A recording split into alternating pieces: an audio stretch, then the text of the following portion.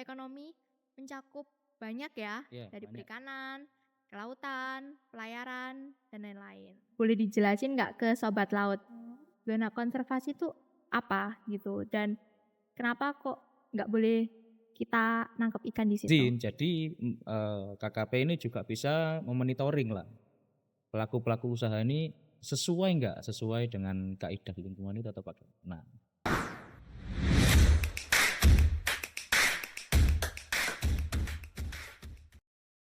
Halo Sobat Laut, kembali lagi di episode kali ini yang akan bahas topik tentang blue economy. Di sini pada tahu nggak sih blue economy itu apa? Tunggu dulu ya, kita perkenalan dulu ke narasumber terkeren kita. Ada Mas Harman dan juga Mbak Elvina. Halo Mbak, halo Mas. Halo. Ini, namaku Arman, aku, alumni dari Ilmu Kelautan angkatan 2021, fokus utamaku sih di bidang hidrooceanografi, yang jelas ini juga masih berkaitan lah dengan kegiatan blue economy. Oke, terima kasih. Oke, halo, namaku Elvina Dewi Irawanti. Aku juga alumni UIN Sunan Ampel Surabaya Ilmu Kelautan. Baru 2025 ini, baru lulus. Nah, aku di bidang konservasi sih, lebih fokusnya di bidang itu. Dan juga konservasi pastinya berkaitan juga ya sama blue economy. Oke, terima kasih. Jadi Sobat Laut, Mas Harman ini alumni dari Ilmu Kelautan UIN Sunan Ampel Surabaya dan juga Mbak Elvina juga nih. Mereka ini alumni angkatan 2021 ya? Ya, Benar, 2021. Betul. yang baru lulus. Lulusan ini, fresh Lulusan banget. graduate. Fresh graduate. Oke. Sebelum masuk ke topik pembahasan, di sini saya akan ngejelasin singkat apa sih blue economy itu. Buat Sobat Laut yang nggak tahu, blue economy atau ekonomi biru adalah konsep pengembangan ekonomi berbasis laut yang berkelanjutan. Artinya, kegiatan ekonomi tetap berjalan, tetapi dilakukan dengan menjaga kelestarian ekosistem laut, keanekaragaman hayati, dan sumber daya alam. Nah, untuk Mbak Elvina nih, buat Mbak Elvina apa sih blue economy itu? Kalau dari aku nih ya, blue economy itu intinya bagaimana cara sistem ekonomi ini memaksimalkan sumber daya alam terutama laut ya, memaksimalkan sumber daya alam terutama laut dengan dampak pencemaran seminimal mungkin dan tetap berkelanjutan gitu. Dengan dampak seminimal mungkin. Iya, dampak pencemaran seminimal mungkin. Oke. Terima kasih. Untuk Mas Harman nih, kalau dari Mas Harman, pandangan blue economy itu apa dan gimana gitu? Mungkin aku bisa cerita sejarahnya sedikit aja. Jadi, blue economy ini itu dicetuskan oleh seorang wirausahawan lah ya, atau yang bernama dengan Gunther Pauli. Itu ditemukan di tahun 2000. Dia menemukan konsep blue economy itu, dia berpikir bahwa bumi ini sudah menyediakan sumber daya alam yang untuk kita. Mengapa kita tidak memaksimalkan hal tersebut? Karena kan dalam bukunya yang pertama ya, The Blue Economy, 10 Years, 100 Innovation and 100 Million Jobs. Jadi pada konsep blue economy ini sangat baru ya pada tahun 2000 itu. Jadi pada dasarnya memanfaatkan potensi yang ada di laut, yang itu berupa bidang perikanan, bidang kelautan, bidang pelayaran, bidang kepelabuhanan, ataupun sektor bioteknologi kelautan. Itu sih. Oke, terima kasih. Kalau dari Mas Harman ini, blue economy mencakup banyak ya, Iya, dari banyak. perikanan, kelautan, pelayaran, dan lain-lain. Kalau dari Sobat Laut sendiri, apa sih blue economy itu? Jawab di kolom komentar ya. Tujuannya ini bukan cuma untung secara ekonomi, tetapi menjaga laut agar terus memberi manfaat untuk generasi yang akan datang. Jadi, apa sih bedanya dengan kelautan biasa? Mungkin sobat laut bertanya-tanya ya, bedanya blue economy dengan ekonomi kelautan biasa. Nah, pertanyaan itu bisa nih dijawab sama narasumber keren kita. Boleh dari Mas Herman dulu.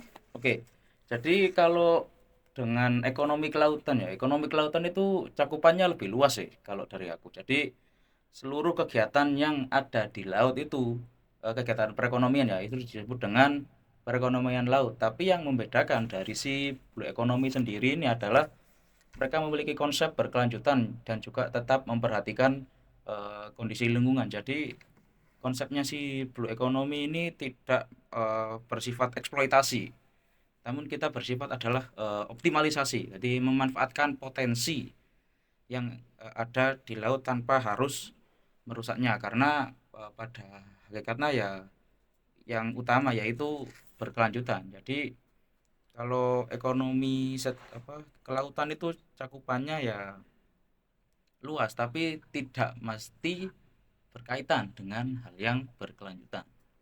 Gitu sih kalau dari aku. Oke. Terima kasih. Untuk Mbak Elvina Hmm. sendiri, menurut Mbak bedanya apa dengan ekonomi kelautan biasa? Kalau dari aku mungkin mau kasih perbedaan di blue economy sama ekonomi biasanya aja ya. Nah, kalau blue economy itu tadi ya, jadi kita memanfaatkan apa yang ada di laut itu dengan optimal, dengan mensejahterakan masyarakat pesisirnya juga, dan juga diharapkan bisa berkelanjutan. Nah, bedanya dengan ekonomi biasa itu dia cuman gimana sih produksi jual hanya cuman itu aja gitu loh. Nah, jadi kalau di blue economy ini gimana kita caranya buat uh, ada apa ya, ada ini loh, Ada apa sih, future ininya ya, berkelanjutan ke depan. ada berkelanjutannya. Terus juga kita itu juga sekreatif mungkin, kita harus ada keterampilan buat mengolah itu tadi. Jadi kita itu harus tetap kompetitif dan juga berkelanjutan gitu sih di era ekonomi yang biasa aja gitu.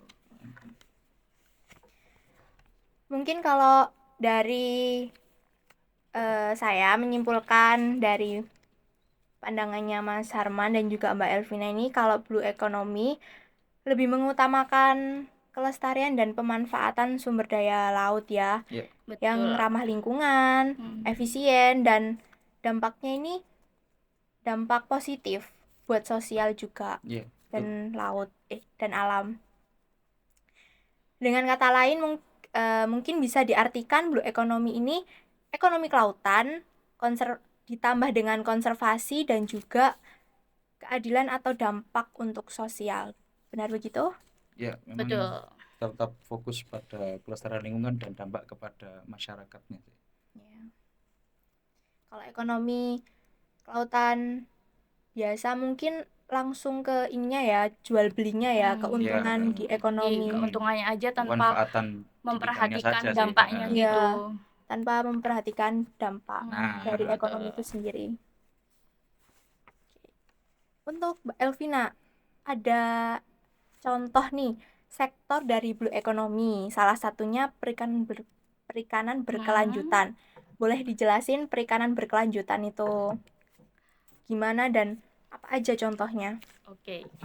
Jadi perikanan berkelanjutan itu gimana caranya kita buat tetap melestarikan melestarikan habitatnya biar ikan ini bisa terus regenerasi gitu loh. Jadi kita harus kasih batasan, gimana kayak kita harus nangkapnya itu seberapa kayak gitu. Jadi kita harus terapin ada batasan di kuotanya sama di zona. Jadi seberapa jauh kita bisa ambil itu juga seberapa banyak. Jadi biar alam ini bisa memulihkan stok itu tadi gitu sih.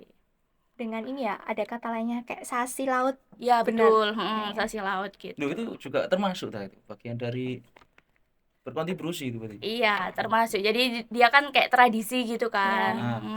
Betul. Tradisi kayak membatasi pengambilan dari stok ikannya itu seberapa, Ikan-ikan. sama ada waktunya nggak sih? Iya, ada waktunya. Betul. Berarti Kayak kan gitu. secara tidak langsung kan juga masyarakatnya juga ikut berkontribusi ya Nah, berarti ya, iya. Jadi terhadap masyarakatnya kelestarian alam ya. udah open minded gitu. Jadi udah sama-sama bisa sadar buat melestarikan alamnya. Itu sih, itu keren sih sasi Keren sih laut. itu. Dan harus ini Harus semua dilestarikan. di Indonesia. Oke. Dan ini ya poin utamanya mungkin nggak overfishing. Yes, betul. Kalau dalam konteksnya konservasi, ini mungkin bisa dijelasin lebih detail nih buat Mbak Elvina. Tentang yang ini tadi Contoh penangkapan. sektornya, ya. Oke. Kalau contoh sektor di blue economy ini bisa dari ekowisata baharinya ya mungkin, Ya, sama boleh. kayak biasanya itu pemanfaatan dari misalnya buah mangrove-nya gitu. Pemanfaatan buah mangrove. Ini banyak Pemanfaatan ini yang mangrove. udah Banyak sih. Iya banyak sih yang ngolah, teman-teman juga banyak yang ngolah sih. Ya, Kayak teman-teman kelautan rumput juga. laut dijadiin skincare gitu kan biasanya. Inovatif ya teman-teman itu. Inovatif sekali sih. Ya banyak banget inovasi-inovasi dari mahasiswa ilmu kelautan ini. Betul. Buat teman-teman bisa yang kepo-kepo bisa langsung cek aja Instagramnya @himaikla di situ atau marines.science ya, benar. Terima kasih. Iya. Ada lagi nih contoh sektor dalam blue economy dalam survei hidro. Nah, di sini aku mau tanya lebih lanjut dengan Mas Arman. Nah, sebenarnya kalau dari ilmu survei hidrooceanografinya ini tidak berdampak secara langsung, namun kita posisinya sebagai penunjang ya, karena bidang pertama kita bedah dulu di surveinya kan. Nah, pertama kan kebutuhan survei survei hidrografi ini kan juga melengkapi tentang kondisi kedalaman, dan juga kalau oceanografi kan melingkupi dari arus, gelombang, kondisi salinitas dan suhu. Nah, yang sering menggunakan jasa dari survei ini tuh biasanya ya orang-orang di bidang kepelabuhanan ataupun pelayaran. Nah, dari kita memberikan gambaran atau kondisi ini, para pelaku ya atau pelaku usaha di bidang kepelabuhanan ataupun pelayaran itu tuh bisa tahu bagaimana kondisi laut yang ada di sana, bagaimana kondisi ekologi, kondisi laut yang di dalam itu bagaimana sih. Jadi kita tidak memberikan kontribusi secara langsung, tapi kita juga memberikan wawasan ataupun gambaran. Jadi kamu membangun ini itu di dalamnya tuh seperti ini, dan banyaklah kondisi yang bisa dipertimbangkan. Nah, dan juga kita juga tahu kan arus laut ya, pemanfaatannya juga cukup potensi karena kita juga diapit oleh dua samudra, dan kebanyakan 70% mungkin dari wilayah kita ada lautan. Jadi banyak potensi laut yang bisa kita dapatkan ya dari arus laut ataupun gelombang ini ya. Ya salah satu cara mendapatkan gambarannya ya dari survei hidroceanografi ini. Jadi dapat gambaran awalnya. Jadi yang mungkin yang bisa yang melakukan pelakunya ini baru sedikit lah untuk sektor pemanfaatan arus lautnya ini. Jadi mungkin yang sudah melakukan itu sih bidang PT Arus Indonesia Raya itu, dan bekerjasama dengan pihak luar itu memanfaatkan energi arus laut itu di daerah NTT dan NTB itu, dan isinya cukup memuaskan juga. Jadi cuman dari arus laut saja dan gelombang itu sudah cukup sudah bisa untuk menghasilkan listrik. Tapi ini masih perlu dengan pengembangan lagi sih. Jadi yang menjadi karena mereka bisa memanfaatkan itu ya dari hasil para surveyor itu. Jadi mereka menyediakan data gambarannya itu sih. Jadi lebih ke balik layar gitu ya Iya, Kak ya, kita kan bekerja di balik cuma ngasih layar. gambarannya aja. Ini loh kondisi lautmu tuh kayak gini. Jadi kalau kamu mau memanfaatkan gini, kamu bisa tahu potensinya bagaimana. Itu adalah peran dari sang surveyor lah. Ya, bergerak di belakang layar lah ya. Iya. Wow, ternyata arus laut itu bisa nih dikelola ya. Iya, bisa. Hal sebesar itu ternyata bagus juga dikelola. Itu masih di NTT sama di NTB aja ya ini di Indonesia Untuk sementara sih masih difokus di bagian Timur. Indonesia Timur, tapi eh, atau bagian sektor lainnya yang mungkin hanya bagian pelabuhan ataupun bidang kepelayaran sih hampir seluruh Indonesia sudah bisa menerapkannya karena kita juga punya kekuatan ya, negara maritim ini fokusnya kan cukup banyak di bidang kepelabuhanan ya Iya. dan pelayaran juga, dan juga ini kan juga bagian dari rencana jangka panjangnya pemerintah. Jadinya pelabuhan ini juga disokong untuk meningkatkan arus muat, bongkar dan muat ya di pelabuhan-pelabuhan mereka, namun juga tetap mempertimbangkan kaidah lingkungan. Jadi tetap ya lingkungan Tetap untuk dijaga keberlanjutan lah. berkelanjutan. Oke, itu tadi contoh sektor dalam blue ekonomi. Ada perikanan berkelanjutan, terus survei hidro, dan juga tadi Mbak Elvina konservasi. Dalam blue ekonomi ini ada juga tantangannya. Salah satunya itu overfishing. Nah, menurut Mbak Elvina, overfishing itu cara pencegahannya apa aja sih dan yang efisien tuh gimana? Kalau dari aku sendiri itu ya, penangkapan ikan secara berlebihan itu sebenarnya dari masyarakatnya juga ya, dari masyarakat pesisir. Karena kalau dari sepengalaman aku itu ada di daerah Pulau Nusa itu dia udah ada peraturannya buat nggak nangkap ikan di situ karena dia cagar alam, tapi tetap aja dari masyarakatnya itu masih ada gitu. Nah, yang bisa dilakukan itu membuat peraturan itu tadi ya, regulasi-regulasi, terus juga adanya kita kasih kuota itu tadi, peraturan kuota juga sama zona konservasi itu tadi gitu sih.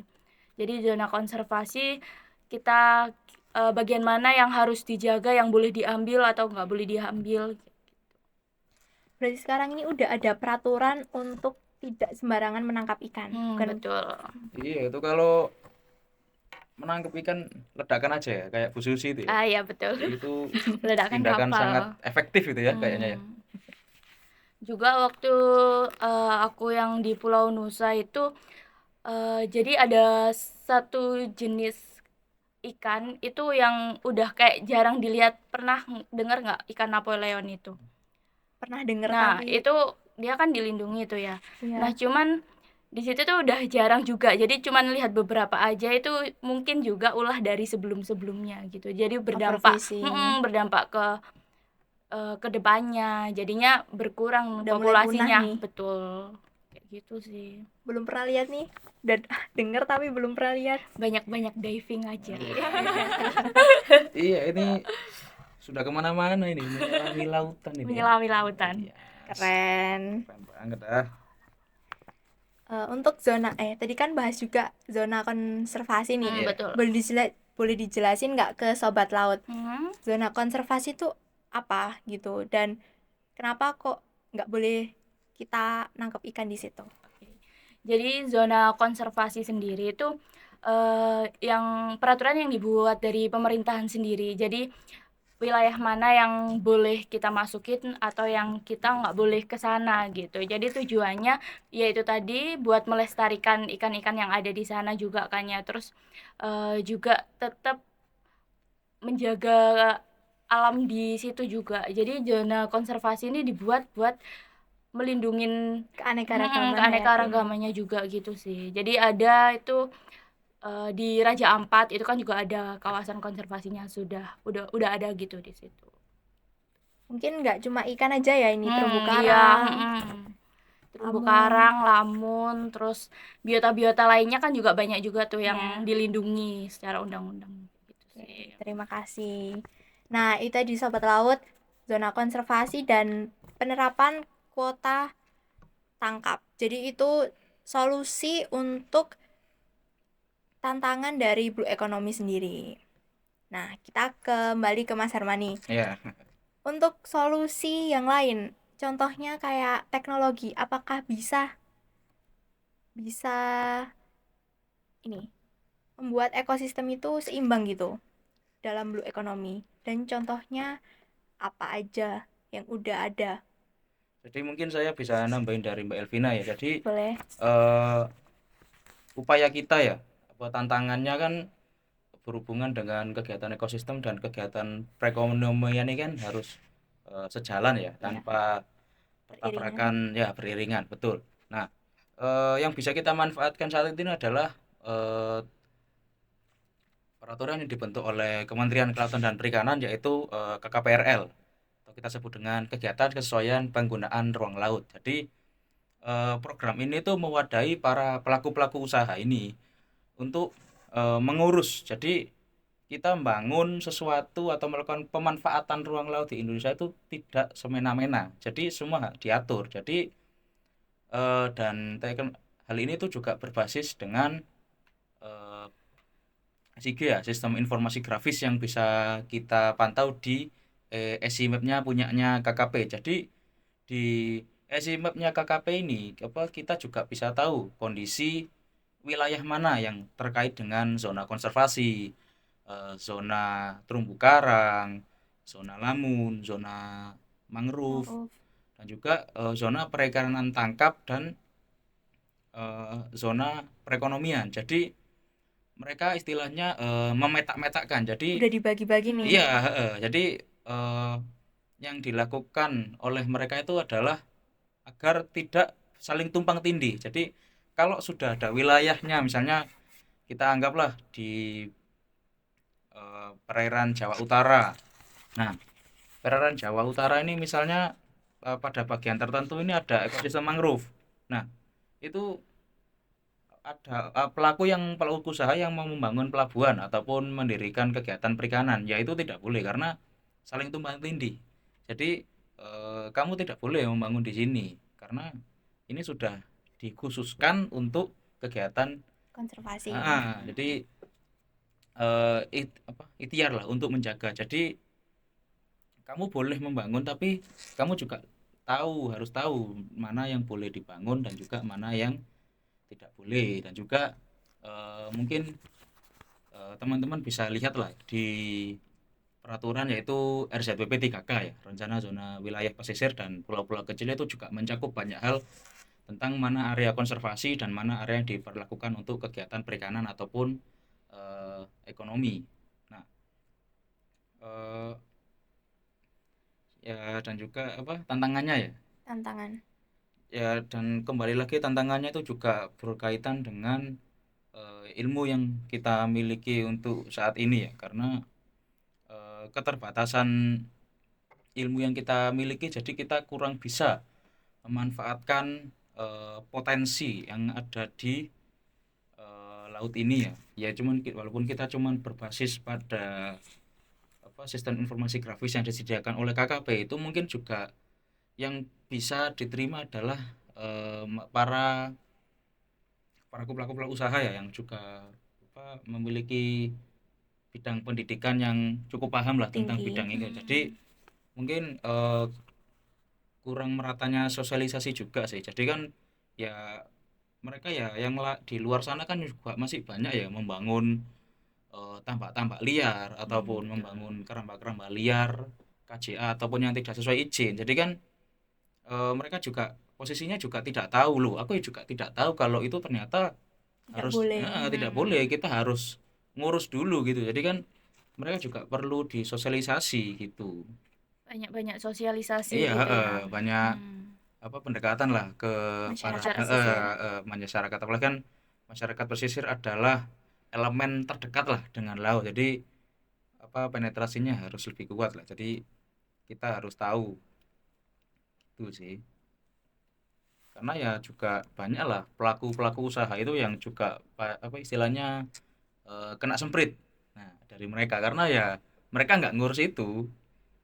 Dan oh, saya baru tahu ternyata ini tuh harus diurus karena selama ini saya berkegiatan di memanfaatkan ruang laut ini ya aman-aman aja. Tapi kan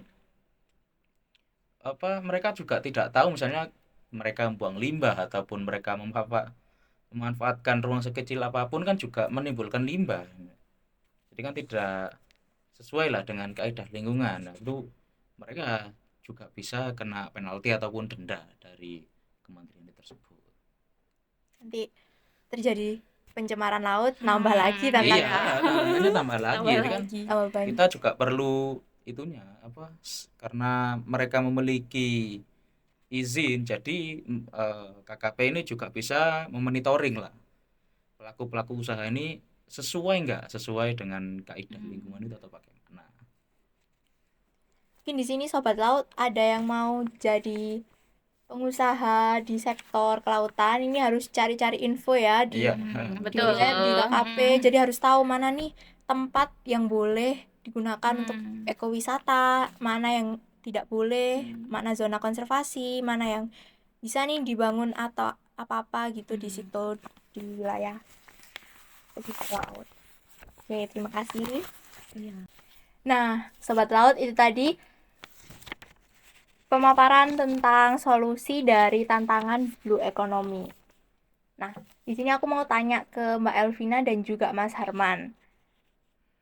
Ada nggak pengalaman yang ada kaitannya dengan blue economy dari penjelasan tadi?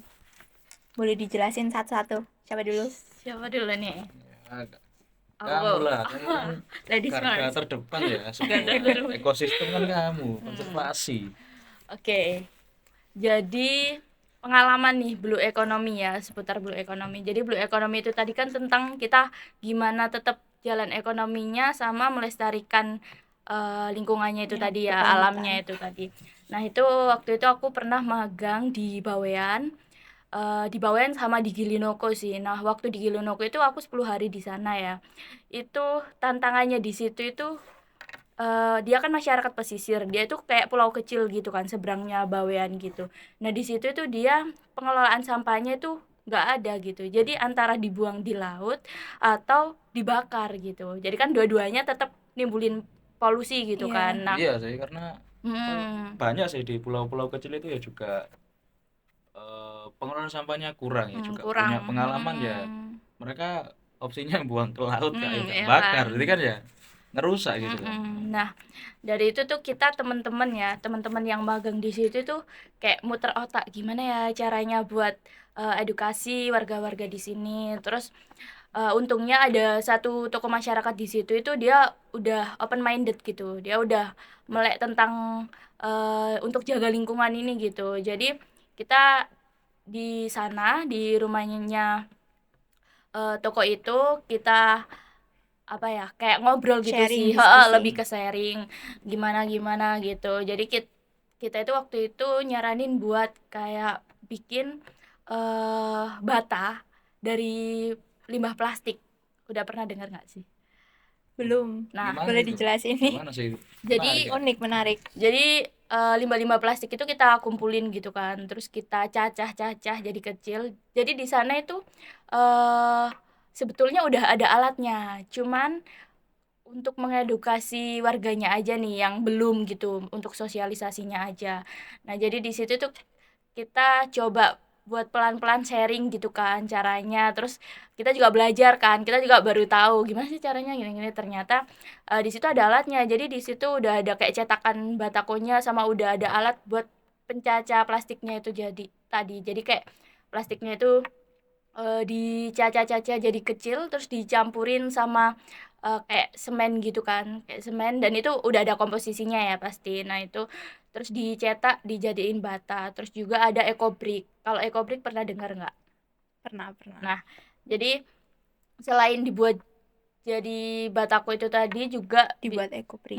ekobrik. Jadi ekobrik itu dia kan minim tempat sampah juga kan di situ. Iya. Jadi ekobrik dari sampah untuk tempat sampah. Jadi dari sampah kita bikin ekobrik buat tempat sampah. Itu tadi sih edukasinya. Jadi Sama ekobriknya itu ngebuat tempat sampah. ya, betul. Nah, juga selain di situ di Baweannya juga kita waktu itu magang ikut di Pokmaswasnya Desa Daun. Desa Daun tuh di Kecamatan Sangkapura. Jadi kita sama teman-teman itu di situ belajar tentang mangrove. Nah, kerennya ini ketua Pokmaswasnya itu namanya Pak Subhannya. Nah, Pak Subhan ini dia kerennya itu dia gimana caranya buat bisa apa ya, buat bisa mengedukasi anggota-anggotanya gitu. Jadi Pak Subhan ini kayak hobi cari ilmu keluar-luar kota gitu. Jadi dia itu mengedukasi buat tim-tim Pokmaswasnya buat sadar lingkungan dan juga gimana cara melestarikannya itu tadi. Nah, di situ kerennya lagi dia itu memanfaatkan mangrove dengan baik. Jadi di situ itu udah ada wisatanya ya, wisata mangrove-nya itu tadi kan. Nah, juga ada pemanfaatan dari mangrove itu sendiri, dari buah mangrove. Jadi buah mangrove itu tadi dijadiin sirup. Jadiin sirup. Udah pernah nyoba mungkin atau pernah bikin. Gimana rasanya itu? Jadi Belum kayak pernah tahu apa juga ya? sih. Manis-manis seger gitu Asem. sih. Itu dari buahnya. Biasanya pakai buah jenis mangrove soneratia. Soneretia. Itu. Jadi mangrove itu tadi buahnya kayak apa ya? Direbus gitu. Direbus. Direbus terus diambil sarinya. Biasanya dicampur gula sama sedikit jeruk gitu sih. Jadi tuh kayak nambah nilai jual kan, yang awalnya kita nggak tahu nih buat apa sih, Jadi apa ada manfaatnya. ekonomisnya. Jadi ada ekonomisnya dan tetap di situ tuh juga sering melakukan penanaman mangrove. Jadi di samping kita memanfaatkan mangrove itu tadi, di situ juga mengembalikan gitu, kayak menanam mangrove kembali gitu. Nah, juga kerennya di situ di situ kan di Bawean itu nggak semua orang pakai kompor gas. Jadi ada yang masih pakai kayak kayu bakar gitu buat masak. Nah, itu kayu bakarnya juga biasanya Dari pakai dari mangrove. mangrove. Nah, kerennya lagi itu bukan yang mangrove masih hidup terus ditebang, enggak ya, tapi itu mangrove yang udah mati, terus batang-batang pohonnya itu dikumpulin buat jadi arang. Jadi yang mati aja masih bisa dimanfaatin gitu loh. Dimanfaatin. Jadi kerennya di situ tuh Keren. Pak Maswasnya itu udah kayak apa ya, sadar gitu, juga sadar sadar sama alamnya, terus juga membatasi juga. Di situ dia tahu nih mana yang dilindungi, kayak contohnya Kima ya. Dulu itu di Bawean itu Kima itu dijadiin makanan kayak ini, makanan buat kayak kita apa ya, manten. Apa sih? Mantenan itu loh. Ya pas nikahan itu Ya kan. nikahan Pengajian maksudnya. enggak? Nah, malah dijadiin buat pesta besar gitu padahal kan Kima Hmm. itu dilindungi ya. Iya.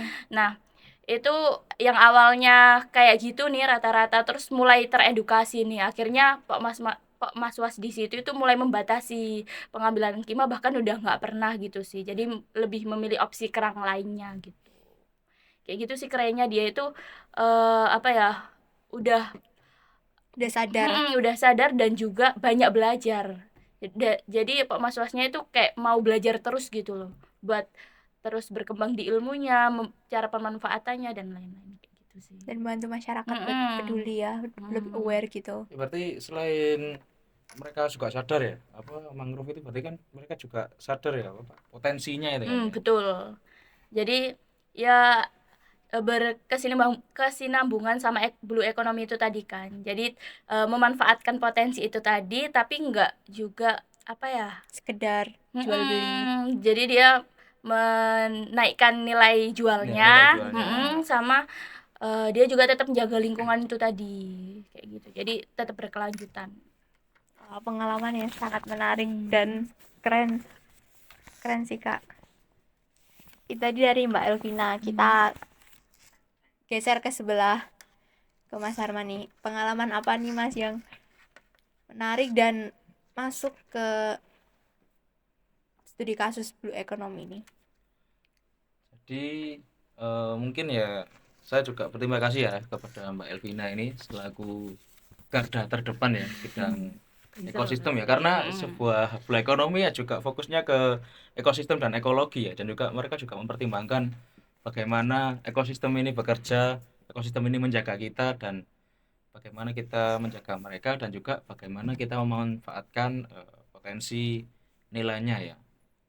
Nah, untuk sektor blue economy ini mungkin yang saling berkaitan sih, saya juga punya beberapa pekerjaan lah ya, proyek ya. Ya, tapi ini bidang ini sih survei dan juga model lah sesuai bidang saya. Jadi dari survei ini ya yang sudah saya jelaskan tadi awal ya, itu kan juga memberikan gambaran awalnya lah dari lautannya. Jadi kan juga dibutuhkan untuk kepengurusan dokumen KKPRL itu tadi, karena mereka juga meminta kondisi existing ya atau kondisi terkini dari lautan tersebut itu gimana, dan juga melakukan modeling. Untuk modeling sendiri ini juga beberapa ya sudah pernah tak lakukan. Dari mereka awalnya eh, buang limbah ya, jadi mereka ini industri bidang perikanan, itu mereka ternyata buang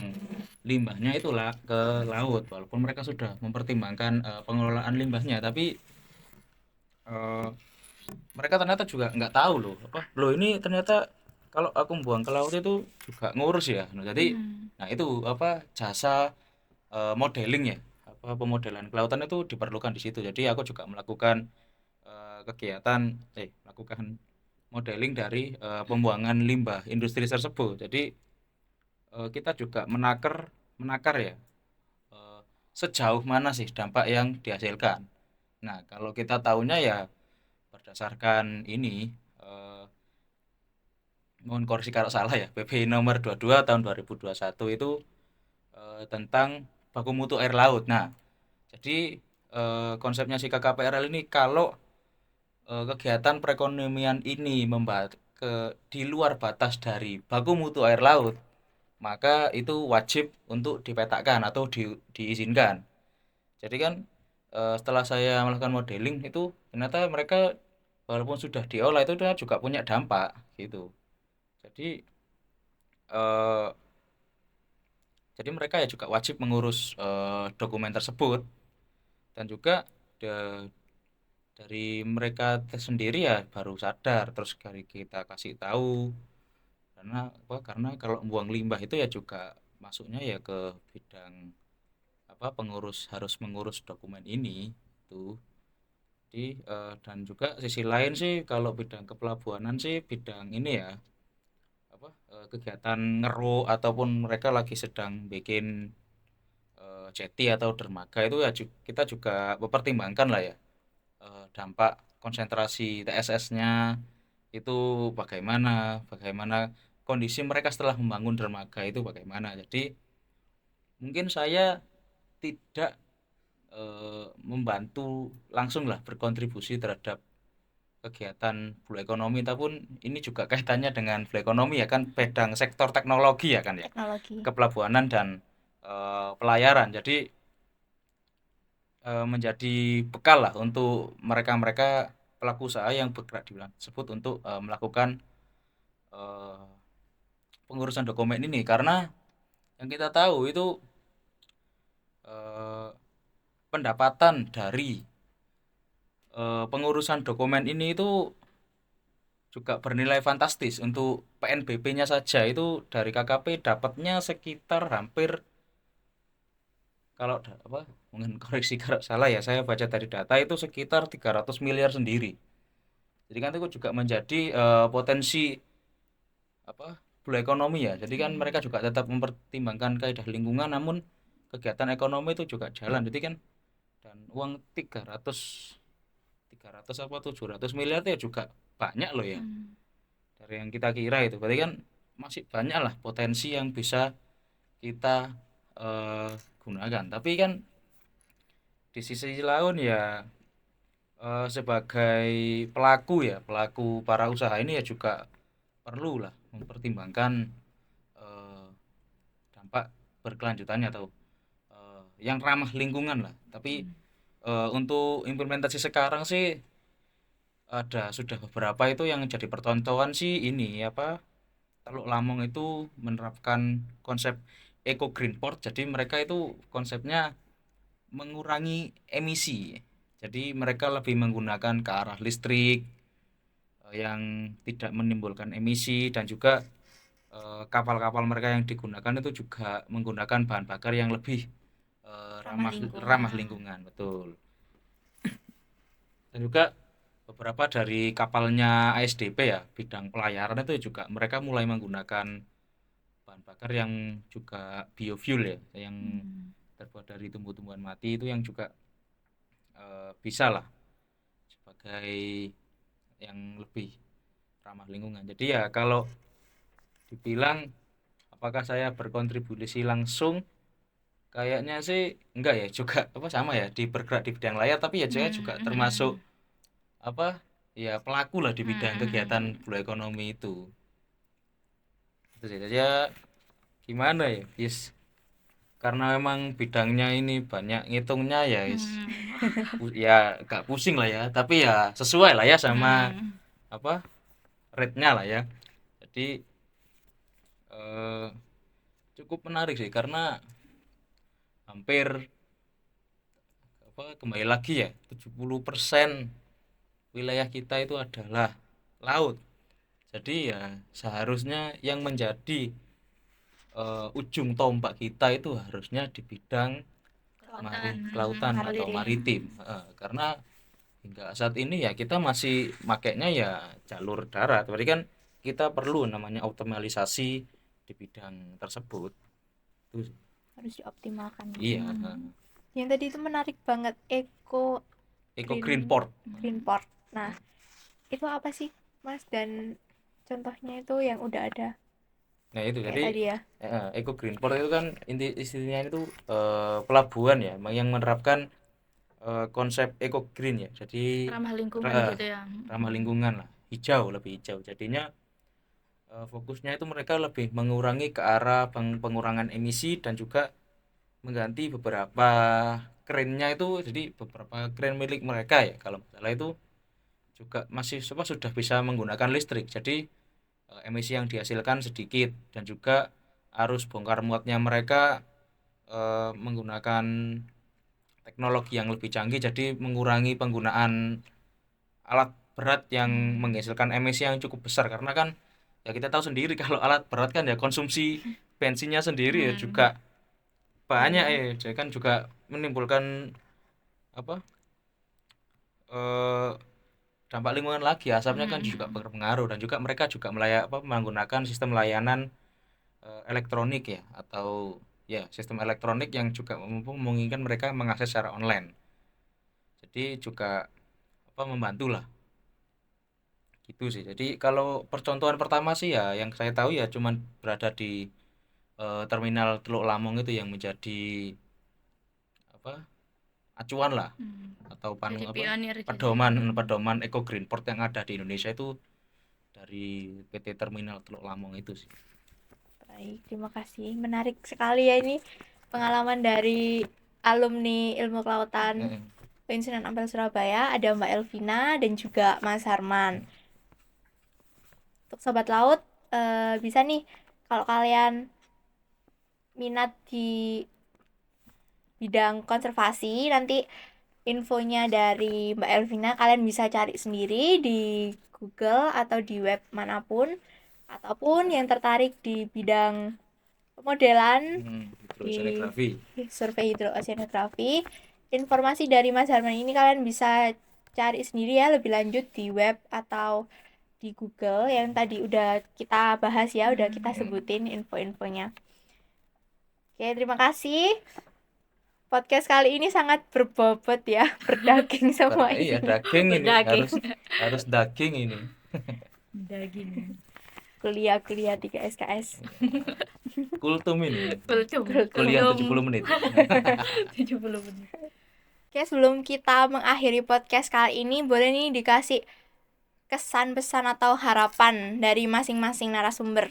Mulai dari Mbak Elvina dulu. Oke, jadi kalau harapannya dari Blue Economy sendiri, kalau dari aku semoga masyarakat Indonesia ini lebih paham gitu, lebih paham tentang bahwa kalau laut itu lebih dari itu gitu. Jadi terus juga sosialisasi tentang pemanfaatannya itu juga diratain. Jadi kita sama-sama tahu gitu, sama-sama melek informasi, melek teknologi. Jadi biar kedepannya gitu kalau mau mengoptimalisasikan jadi lebih baik kayak gitu terutama sih. Untuk masyarakat pesisir ya. Ya betul. Oke, terima kasih. Lanjut ke Mas Harman, apa nih harapan atau pesan-pesan untuk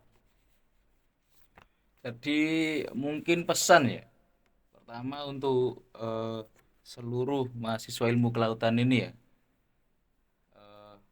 belajarlah. Jadi kita juga dari belajar ini juga kita tahu inovasi apa yang menjadi potensi yang ada di Indonesia ini. Jadi banyak-banyaknya membaca, membaca paper, melakukan eksperimen dan juga apa dan sebagainya ya, karena dari mereka-mereka ini jadi apa harapan bagaimana keberlanjutan blue economy ini. Mungkin mereka ada yang berfokus seperti Elvina nih ya, fokusnya lebih menjaga alam dan memanfaatkan hasil alam ini untuk ditukar nilai rupiah yang lebih tinggi, yang mana kita juga tidak berekspek ya harganya bisa memiliki harga jual. Dan juga selain dari mahasiswanya sendiri, mungkin juga dari pemerintah lah ya. Jadi kan karena potensi kita ini besar, harusnya kan kita juga melakukan penetrasi ke mereka di sektor pesisir atau juga pengalokasian dana dan juga pembuatan program lah yang menarik lah para investor ini untuk terjun ke Indonesia, karena kan juga potensial juga ya posisi kita ini dilewatin arus perdagangan dunia, dan juga kita harusnya juga bisa lah memanfaatkan pelabuhan-pelabuhan kita ini juga bisa lebih maju seperti tetangga kita yaitu Singapura, yang mana negara sekecil itu pendapatannya di bidang kelautan di bidang kepelabuhanan cukup tinggi dibandingkan dengan kita yang negara sebesar ini. Dan juga harapannya sih ya semoga blue economy ini juga menjadi tombak utama ya, karena untuk kondisi terkini kita mungkin masih dalam tahap awal ya, dalam tahap pengembangan, tapi kan kita juga memiliki ikhtiar ya dari teman-teman ini mahasiswa, dari kita juga itu juga ingin bagaimana kita memaksimalkan potensi dari lautnya ini sendiri. Jadi semoga aja sektor blue economy Indonesia ini juga mendukung, mungkin bisa mendominasi lah pendapatan negara kita gitu sih. Lebih melirik ke kelautannya ya harusnya ya. Kan negara maritim, bukan negara biasa ini maritim ini. Pulauan 17.800 pulau. Wow. Yes. Oke. Terima kasih Mas Herman dan Mbak Elvina. Oke, Sobat Laut, itu tadi pemaparan materi sekilas terkait blue economy. Buat kalian yang tertarik di bidang konservasi dan juga survei hidro, itu kalian bisa search nih di web atau di Google dari informasi keren dari narasumber kita tadi. Atau bisa cek di Instagram resminya Ilmu Kelautan UINSA, Marine Science. Itu adminnya baik-baik gitu. Jangan lupa follow ya, komen di bawah nanti. Follow nanti. Dan jangan lupa juga follow akun YouTube kita, Ilmu Kelautan UIN Sunan Ampel Surabaya. Oke, jangan lupa subscribe ya. Untuk episode kali ini sayangnya kita harus berakhir sekarang. Tetapi episode selanjutnya juga nggak kalah menarik dan nggak kalah keren juga. Harus ditunggu sih ya. Harus ditunggu ya. Tunggu ya. Oke, sampai jumpa di episode selanjutnya Sobat Laut. Terima kasih. Dadah.